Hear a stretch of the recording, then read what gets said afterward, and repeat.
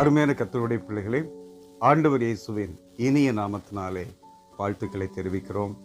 இந்த நாளிலும் கர்த்தர் உங்களை அற்புதமாய் நடத்துவாராக. பிலிப்பியர் 1ஆம் அதிகாரம் 10வது வசனத்திலே நாம் வாசிக்கும்போது, தேவனுக்கு மகிமையும் துதியும் உண்டாகும்படி இயேசு கிறிஸ்துவினால் வருகிற நீதியின் கனிகளால் நிறைந்தவர்களாகி, நமக்கு இருக்கிற இந்த ஒரு வாழ்க்கை தேவனுக்கு துதியும் மகிமையும் கொண்டு வருகிற வாழ்க்கையாய் அமையட்டும்.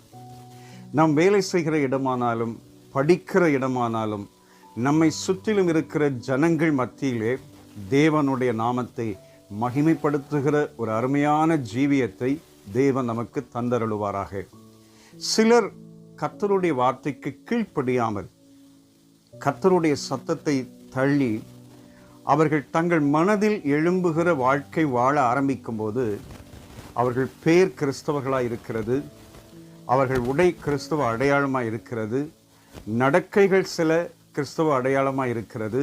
ஆனால் செய்கையோ உலக பிரகாரமாக இருக்கிறதினாலே தேவநாமம் தூஷிக்கப்படுகிறது.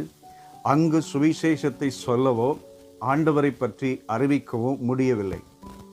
ஆனால் தேவனுக்கு மகிமையும் துதியும் உண்டாகுகிற ஒரு வாழ்க்கை நாம் வாழ்வோமானால் கர்த்தருக்கு எவ்வளவு மகிமையை கொண்டு வர முடியும். நாம் புசித்தாலும் குடித்தாலும் எதை செய்தாலும் கர்த்தருடைய நாமத்தின் மகிமைக்கென்றே செய்ய வேண்டும் என்று 1 கொரிந்தியர் 10ஆம் அதிகாரம் 31வது வசனத்திலே வாசிக்கிறோம். தேவனுடைய பிள்ளைகளே, நாம் இந்த காலங்களிலே நம்முடைய பிரசங்கம் முக்கியமல்ல, நம்முடைய சாட்சி மிக முக்கியம். ஒரு தேவனுடைய பிள்ளையின் வாழ்க்கை முறை சாட்சி மிக மிக முக்கியமானது. அவர்கள் நடக்கைகள் மிக முக்கியமானது, அவருடைய சுபாவங்கள் முக்கியமானது.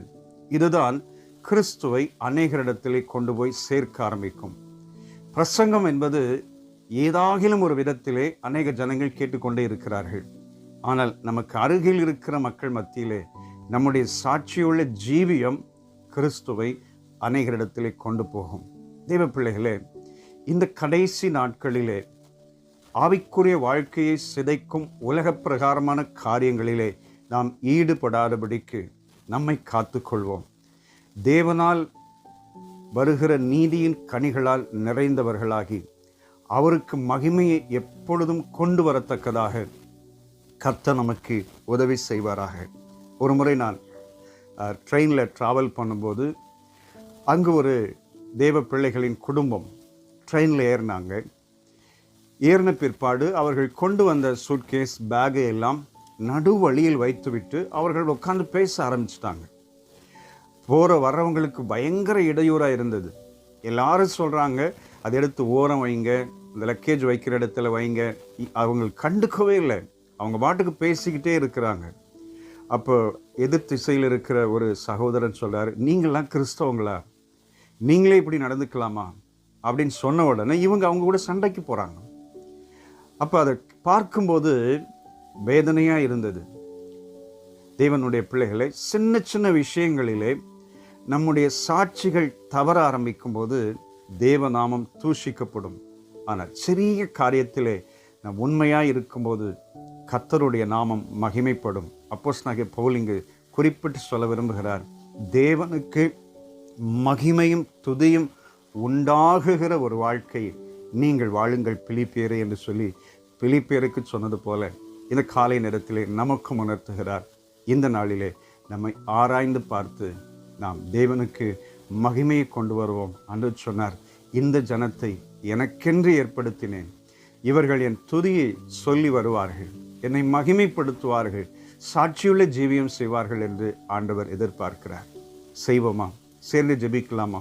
வல்லமையுள்ள பிதாவே, நல்ல தேவனே, உம்முடைய வசனத்திற்கு கீழ்ப்படிந்து எங்கள் வாழ்க்கை உமக்கு மகிமையாய் துதியும் கனமும் கொண்டு வருகிற வாழ்க்கையாய் வாழ எங்களுக்கு உதவி செய்யுங்கப்பா.